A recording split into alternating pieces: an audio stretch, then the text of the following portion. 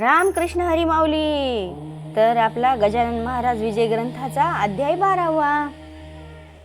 श्री गणेशाय नमः. हे गणाधीशा गणपती मयुरेश्वरा विमल कीर्ती माझ्या हृदय करून वस्ती ग्रंथ कळसासनी हा तू ज्ञान बुद्धीचा दाता तू भक्त मनोरथ पुरविता विघ्न गाते संहारता तूच एक गणराया तू साक्षात चिंतामणी चिंतलेले तेशी जाणी आपल्या भक्ता लागुनी ऐसे पुराणे म्हणतात माझ्या मनीचा अवघी चिंता लयासिने एकदंता लंबोदर पार्वती सुता भालचंद्रा सिंधुरारे असो बच्चूलाला अग्रवाल होता एक अकोल्यात धन कनक संपन्न भला मनासिया उदार जो त्याने हकीकत कारंजाची म्हणजे लक्ष्मणपंत घोड्याची कर्णोकर्णी एकलिसाची त्यांनी संशय झाला ते खरे खोटे पाहण्यास विचार करी चित्तास तो एके समयास महाराजाले अकोल्या येऊन बच्चूलाला घरी बैसते झाले ओट्यावरी ही गजाननाची साक्षात्कारी भक्त आपला जाणूनी बच्चूलाला आनंद झाला तो समर्थाने ऐसे वदला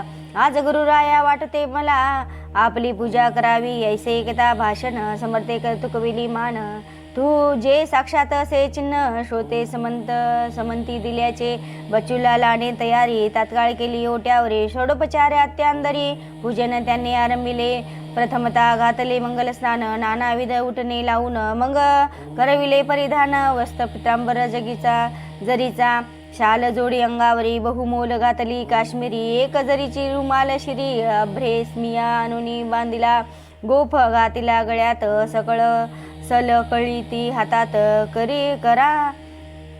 करांच्या दाही बोटात मुद्रिका घातल्या नाना परी बहुमोल हिऱ्याचे वामकरी घातले पोची रत्नजडित कंठाची कंठी शोभा विशेष जिलेबी राघवदास पेढे नैवेद्यासी ठेविले पुढे त्रयोदश गुनिया ठेविले विडे एका लहान तपकात अष्टगंधर्गजा अत्तर सुवासिक लावून फार त्याने अवघाश अकुंगभर गुलाल पाणी शिंपडिले एका सुवर्णाच्या ताटी दक्षिणा ठेविली शेवटी ती होती फार मोठी रुपये होण मोहराची ती बेरीज करता 10,000 येईल ती साचार ऐशे दक्षिणा होती थोर किती वर्णन करू तिचे श्रीफळ पुढे ठेवून विनय केले भाषण महाराज माझे इच्छी मन राम मंदिरी बांधावया या माझ्या उट्यावरी अडचण होत असे भारी मंडप तो घातला जरी उत्सवासी गुरुराया त्या माझ्या मनोरथा पूर्ण करी रे ज्ञानवंता ऐसे म्हणून ठेविला माता अनन्य भावे पायावरी त्यावरी साधू गजानन देते झाले आशीर्वचन श्री जानकी जीवन तुझा करील पूर्ण हेतू असो आज तू हे काय केले मला पोळ्याचा बैल बनविले हे अलंकार घालून भरे त्याचे काय कारण मी न बैल पोळ्याचा अथवा घोडा दसऱ्याचा मला या दागिन्याचा काय सांगा उपयोग अरे अवघे विष मला नको त्याचा स्पर्श या नसल्या उपाधीस माझा मागे लावू नको अथवा मी माझा श्रीमान दे हे दाखवया कारण केलेस का हे प्रदर्शन सांग मसी बच्चूलाला जे आवडते जयासी तेच द्यावे तयासी मी वेडा पिसा संन्यासी नागवा फिरतो गावभर हे अवघे तुला लख लाभ असो बच्चूलाला तुम्ही प्रापंचिकाला या द्रव्यासी जरूर माझा यजमान भीमा तटी उभा विठेस जगजेटी तो काय माझ्यासाठी हे वैभव द्यावया तयार नसे ऐसे म्हणून काढले दागिने अंगावरून भरे चहूबासूस फेकिले वस्त्रासहित तीच गती 2 पेढे खाऊन निघून गेले गजानन हा प्रकार अवलोकून केला शोक कोल्यात बहुतांनी त्यात काही कारंजाचे लोक हजर होते साचे ते म्हणती आपल्या वाचे गियामुचा लक्ष्मण त्याने बच्चूलाला परी पूजन केले आपल्या घरी परी कचरला अंतरी मोहधनाचा धरून वर घडियाचे भाषण केले विनय दावून ते का समर्था कारण समजणे अशक्य आहे हो जेवी पूजा तांपिकाची शब्दमयी असती साची पूर्तता महावस्त्राची होते त्याचे अक्षतेने शर्करा खंडा द्यानी ऐशे म्हणून वदनी कुचका दाना आणोनी ठेवी पुढे भुईमुगाचा अशा दांबिकाचा पूजनाचे कलही फलही त्याचे स्वरूपाचे वाटोळे लक्ष्मणाचे याच कृतीने झाले हो. हा बचुलाला धन्यधन जैसे केले भाषण तैसेच ठेविले वर्तन जवाहून न आगळे. आता याच्या वैभवाला अहोट हा ना शब्द उरला. संत कृपा झाली ज्याला तो सुखीच राहत असे. बचुलालानेही तपास केला अवघ्या कोल्यास परीन लागला थांग त्यास समर्थाचा कोठेही. असो एक पितांबर नावाचा शिष्य शिंपी जातीचा होता गजानन महाराजांचा शेगावी मठामध्ये. त्याने सेवाभूत केली तपश्चर्या फळा आली एके दिनी ऐसी झाली गोष्ट एका मठात. फाटके तुटके धोतर नेसला होता पितांबर ते पाहून गुरुवर ऐशा रीती बोलले. अरे तुझे नाव पितांबर निसण्यान धडके धोतर ढुंगणास पाहती नारी नर ते हे झाक वेड्या. नाव म्हणे सोनूबाई हाती कथलाही वाळा नाही. नाव पाहता गंगाबाई आणि तडफटे तहानने. अशालाच प्रकार आहे तुझा साचार. हे फाटके धोतर कोतऱ्याच्या उपयोगी तेच नुसते बैसेसे ढुंगणे जगाला दाविसी. हा घे दुपट्टा देतो तुसी नेसावया कारणे तो न करिता अनमान राहे अबाळा नेसून यासी नको सोडू जाण. कोणी काही केले तरी पितांबर दुपट्टा नेसलेला असह्य झाला इतराला. भाऊच घातकी भावाला होता स्वार्थ दृष्टीने. तो वेडा वाकडा प्रकार कशास बोलू साचार. गटाराचे उघडती द्वार घाण मात्र सुटते हो. श्री गजानन स्वामी प्रत शिष्या होते असंख्यात परी अधिकार तयात. दोन्ही हाताच्या बोटा इतके पहा शोधे कांतारी वृक्ष असता नाना परी त्यातून कचित कोठेतरी नजरेस पडता चंदन तरु त्यापरी होते येथे त्याच्या शिष्या मंडळी. ते काही शिष्य पितांबराचे टोचू लागले निरर्थक. हेच का तुझे शिष्यपण वस्त्र करीती परिधान जे का समर्था कारण ल्यावयाच्या उपयोगी. तुझी भक्ती कळून आली तू खुशाल चंद असती मुळी. तू राहे नको ये स्थळी अपमान करण्या सद्गुरूंचा. ते पितांबर म्हणाला मी न गुरुचा अपमान केला उलट मौन ठेवला. आज्ञा ऐकून तयाची वस्त्रे हे मज त्यांनी दिले नेसावया सांगितले तेच मी हा परिधान केले. ही का झाली अवज्ञा ऐसे भवती न भवती झाले. शिष्यात तेच तेढ माजले मी ती तिटावया माव केले. ऐशा रीती गजानने पितांबरास म्हणती गुरुवर तू येथून जावे दूर. जाणते मूल झाल्यावर आई त्याला दूर ठेवी. माझी कृपा आहे खरी हे पितांबराने तुझवरी. जा हिंडून भूमीवरी पदन तासी तारावे. डोळ्यात असावे आणून करून या साष्टांग नमन. मागे पाहे फिरून सोडून जाता मिठासी. पितांबर आला कुंडोलीस बसला वनात आंब्यापासी. चिंतने चालले मानसी निज गुरुचे सर्वदा. तेथे होता रात्रभर उदया येता दिनकर. जाऊ बैसला झाडावर मुंगळ्याच्या त्रासाने.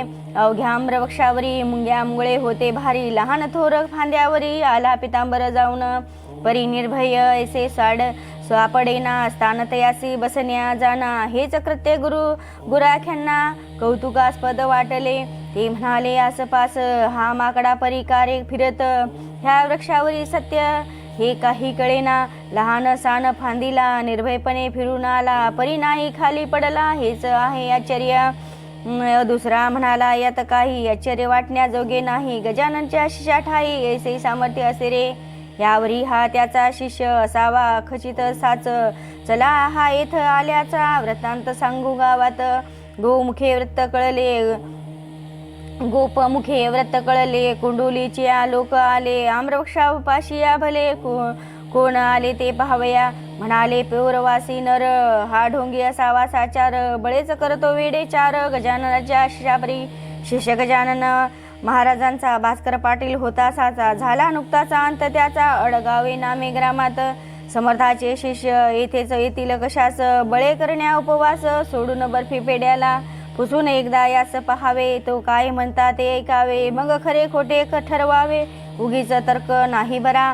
एक मनुष्य पुढे झाला पितांबरासी पुसू लागला. तू कशाला आलास गुरु तुझे कोण असे. पितांबर बोले त्यावरी मी या शेगावचा राहणार. मी शिंपीचा पितांबर शिष्य गजानन स्वामीचा त्याची आज्ञा मज लागून करण्या झाले पर्यटन. म्हणून येथे येऊन वृक्षापाशी बैसलो.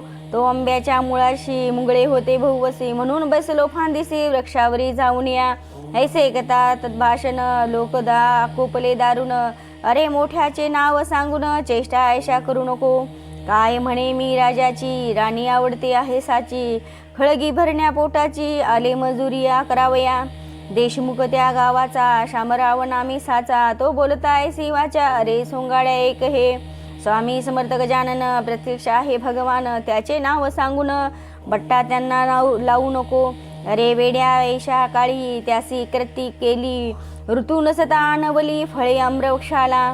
त्यांनी फळे आणावली तू नुसती पाने आण भली.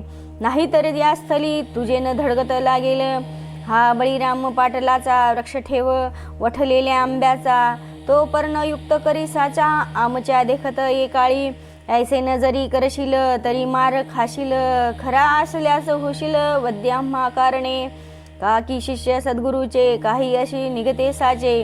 बापाता त्याचे तातडीचे हे आहे न्याय जगी. नको करू उशीर हा आंबा करी हिरवागार. ते कथा पितांबर गेला असे या घाबरून. बोललाय से नाडूक नका माझी साठडी कथा ऐका. एका खाणीत निघता देखा हिरे आणि गारा हो. तैसाच मी गार परी गजानन शिष्या भीतरी. बोलला नाही वैखरी यकंचित खोटे हो. गारेवरून खानीस नाही येत जगी दोष. मी निज गुरुचा नावास चोरून कैसे ठेवावे. शामराव म्हणे त्यावर नको करू चराचर. संकट शिष्यास पडता थोर ते धाव करती सद्गुरूचा. मग तो शिष्य त्याचा जरी नसता कृतीने अधिकारी. तरी सद्गुरूचा प्रभाव करी साह्य त्या आपल्या शिष्यास. ऐसे झाली आडवीर पितांबराची साशार. झाला बिचारा चिंता दूर काही नक सुजे तयासी. त्या उठलेल्या झाडापाशी मिळाल्या अवघा पोरवासी. काय होते ते पहावयासी मुले बायका समवेत. निरुपाय होऊनी अखेर पितांबराने जोडुली कर. स्तवन मांडले अपार आपल्या सद्गुरुरायांचे. हे स्वामी समर्थ गजानना ज्ञानांबराच्या नारायणा. पदंताच्या रक्षणा धाव आता एकाळी. माझ्यामुळे दोष तुला येऊ पाहते भक्तपाला. आपल्या वृद्धासाठी पाला आणि व अम्रवृक्षासी. माझी भिस्त तुझ्यावरी पाव माते लवकरी. ना तरी आली पाळी खरी मजला येथे मरण्याची. प्रल्हाद खरा करण्याला स्तंभानर हरी प्रकटला. जनी चढविता सुळाला त्याचे पाणी जहाले. जनीचा भार देवावर माझ्या आहे तुझवर. संत देवांत अंतर मुळी नाही राहिले. देवतेची या असती संत संततेची देव साक्षात. मला लोक म्हणतात शिष्य गजाननाचा. माझे काही महत्व नाही ते अवघे तुझ्या ठाई. पुष्पामुळे किंमत येई जगी सूत्रा कारणे. तू पुष्प मी आहे सुत तू कस्तुरी मी आहे सत्य. तुझ्यामुळेच आले इथ संकट हे माझ्यावरी. आता ना माझ अंत पाही गुरुराया धाव घेई. या वठलेल्या वक्षा ठाई आणि पर्ण कोमल. लोकास म्हणे पितांबर करा सद्गुरूंचा नाम गजर. जय जय गजानन साधुवर शेगावचा वलिया. लोक अवघे गजर करती तो पालवे फुटती वक्षा परती. जननयनी पाहती त्या अगाध कौतुकाला. कोणी म्हणती असेल स्वप्न ते जे या पडेल आपणा लागून. पहा चिमटे घेऊन आपल्या करांसी. चिमटे घेऊन पाहती तो निमालिया स्वप्न भ्रांती. यावरी कोणी ऐसे म्हणती ही नजरबंदी टसेल गारवड्याच्या खेळात. वाद्य येतो होय सर्प सत्य. खापर्या असून दृष्टीपत त्यांचे रूपे दिसते हो. भ्रांती ब्रह्म निमाला तोडून पाहता प्रणाला. फांदी वाटे तात्काळ आला चिक शुभ्राचा बाहेर. मग मात्र खात्री झाली वाळल्या वृक्षा पालवी फुटली. श्री गजानन माऊली खरीच आहे महासंत. आता पितांबराविषयी शंका न धरणे मानसी. चला घेऊन गावची हा त्यांचा शिष्य असे. ते याच्या योगे करून कधीतरी गजानन येतील कुंडवली कारण. वास रासाठी गाय जैसे ते अवघ्यासी मानविले. पितांबरासी मिरवित नेले. ऐसे जेव्हा दिव्य झाले तेव्हा भाव दिला. जैसा समर्थानी आपला शिष्य डोमगावी पाठविला. कल्याण नामे करून भला कल्याण करण्या जगाचे, तैसे केले गुरुवरे. श्री गजानन साजिरे, उदेल हे भाग्य खरे. त्या कुंडोली गावचे श्रोते अजूनपर्यंत, तो आंबा आहे कुंडोलीत, इतरापेक्षा संख्यात फळे येतीत याला. त्या पितांबराचे भजन, कुंडोली गाव लागला जाण. येथे जेथे जाईल हिरकण, तेथे ते मूल पावे. मठ पितांबराचा कुंडोलीत झाला साचा, आणि अंतहितयाचा त्या ठाई झाला हो. आता इकडे शेगावात महाराज आपल्या मठात एके दिनी उद्विग्न चित्त होऊनी बैसले. शिष्य त्याचे कारण पुसू लागले कर जोडून. महाराज आपले मन हे का हो अस्थिर झाले.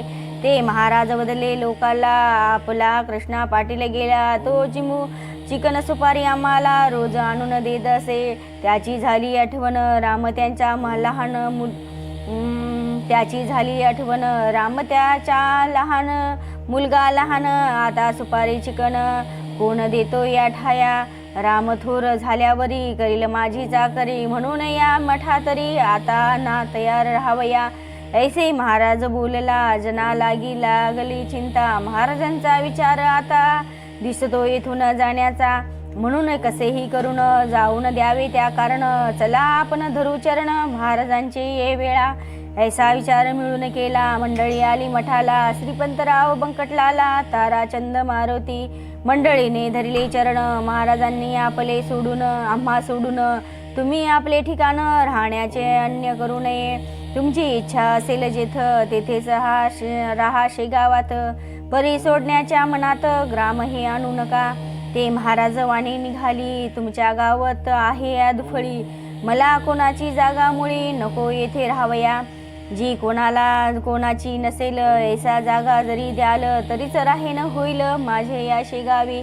ऐशी गोष्ट ऐकली तेव्हा मंडळी चिंतावली. समर्थांनी आज्ञा केली, मोठ्या पेजाची आणना आपणा. कोणाच्या जागेत राहण्या तयार नाहीत. सरकार त्याच्या प्रित्यर्थ जागा ती देईल कशी. भूषण आपल्या साधूचे सरकाराला नाही साचे. बंकटलाल बोलला वाचे, ऐसे संकट घालू नका. सरकार धार्मिक कर्त्याला जागा देईल होना उरला. भरवसता आम्हाला हे राज्य परक्याचे. म्हणून आम्हापैकी कोणाची जागा घ्या आणून साची. म्हणून आम्हापैकी कोणाची जागा घ्या मागून साची. आहे तयारी आमची ती तुम्हा द्यावया. समर्थ केले भाषण, काय तुमचे अज्ञान. जमिनीची मालकी पूर्ण आहे सच्चिदानंदाची. राजे कित्येक भूमीवर आजवरी झाले तरी. जागा जगाची सरकारी, हिच्या मालक पांडुरंग. व्यवहार दष्टा मालक पण येते राजा लागून. त्याचे नाही भूषण, तुम्ही प्रयत्न करा जा.